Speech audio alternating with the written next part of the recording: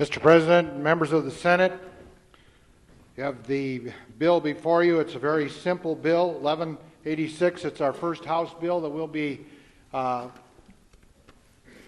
making a decision on this biennium. We don't normally move them this fast, but we think there's a good reason.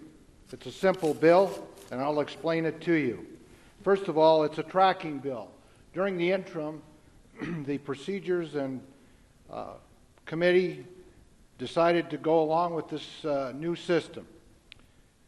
It's a legislative tracking bill, or bill tracking system, and it's under this session information when you go to the 63rd Legislative Assembly quick links. From there, you either log in as an internet user or a state agency user. All legislators are considered as state agency users, and then log in with the same account you use on your computer. This tracking bill allows people to track bills. That's what it does. Once in the system, you can create a list or lists and add bills to your list to track. Makes it a lot simpler than it used to be. Notifications can be set up to alert you to any actions regarding the bills you're tracking. There is a user's manual in the legislative bill tracking page that will walk you through the features of the system, from login through managing your list. Prior to this legislative session, the legislative branch did not provide an online system through which citizens of the state of North Dakota could track legislation.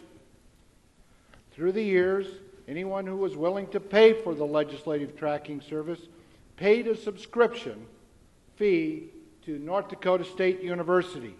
They did it.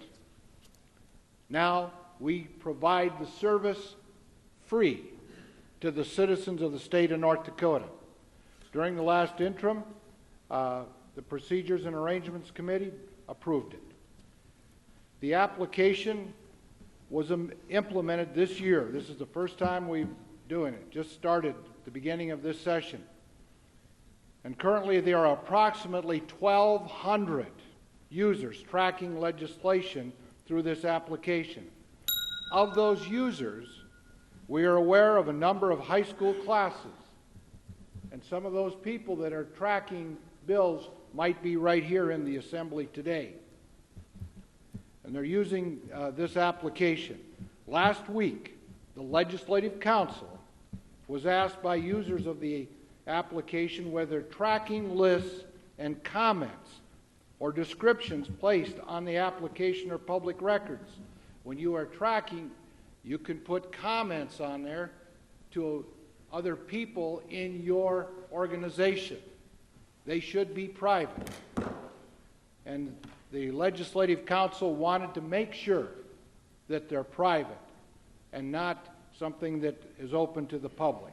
And so what this bill does, after examining the issue, the Legislative Council staff concluded that North Dakota Century Code Section 44-04-18.6 provides an exemption from the open records requirement for personal and private information entered on the application. You might say, well, if that's the case, what's the worry? Well, they want to make sure. They want to make sure they aren't taken to court over some frivolous allegation. And so that's what this bill does. It makes sure that it is covered, that they are exempt, that those comments are not public record. And so as a result of this recommendation from Legislative Council staff, a bill was introduced last Friday by the Majority Leader in the House and myself. The bill is designed to protect the privacy of all citizens using the application. Development and implementation of an application that citizens will not use because of privacy concerns makes no sense and does not promote the type of participation in the legislative process. We want people involved. We intend to encourage this by implementing this project. We want to be able to assure all users of the application, that they can utilize the full capabilities of the application without worrying about their privacy, of the lists they create, and the comments or descriptions they make regarding bills. And this bill makes it absolutely clear that privacy of the users of the application will be protected. You may be asking, why the fast track? Well, we want to make sure that everybody is protected as quickly as possible. We don't want to end up in any gray area. So, yes, this is not normal. Normally this would get a hearing in committee. Because it's a simple bill, because I believe everybody can understand it, and because we want to protect the privacy of everyday citizens of this state, so they will use the system and learn more about what we're doing down here, that's why the bill is before you. And Mr. President, I would hope that the body would vote green on this bill. Further discussion, Senator Schneider.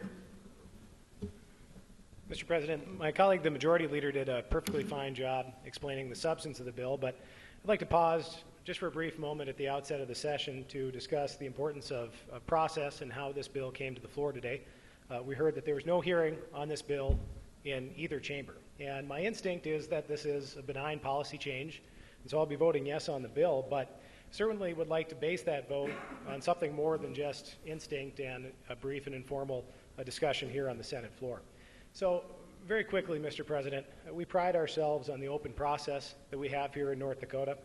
Every bill gets a hearing, and almost without exception, every single bill gets a vote. It's a process that serves our citizens well. And so, again, I'll be voting yes on the bill, but I rise simply to remind us of what we all know and appreciate, that a fair hearing and citizen input is really important to a good legislative outcome. So I hope we keep that principle in mind as we go forward throughout this important session. Further discussion? Hearing none, the question will be on the final passage. I apologize. Senator Triplett. Mr. President, I'll be voting no on the bill for the reasons expressed by our Minority Leader. I think it is very bad policy for us to start the legislative session by running a bill through that has had no hearings. It's very bad precedent, and I think that the carrier of the bill said it as clearly as it needs to be said.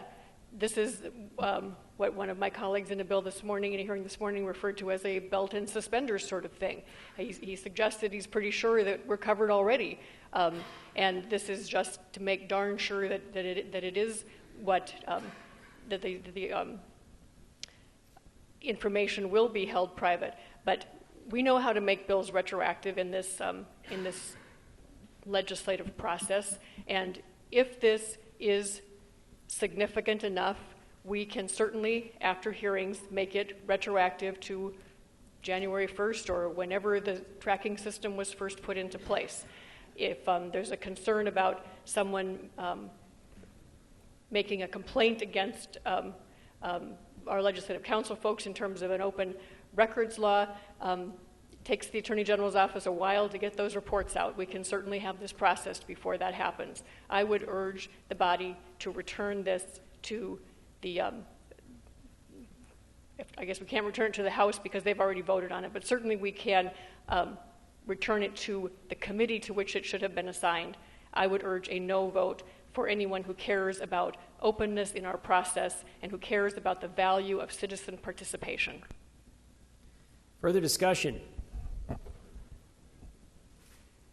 Hearing none, the question will be on the final passage of House Bill 1186. Would the Secretary please open the key?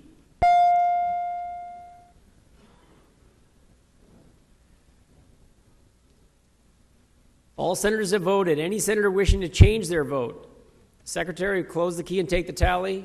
Final tally on House Bill 1186 reveals 40 senators voting yea, 7 senators voting nay. The bill is passed.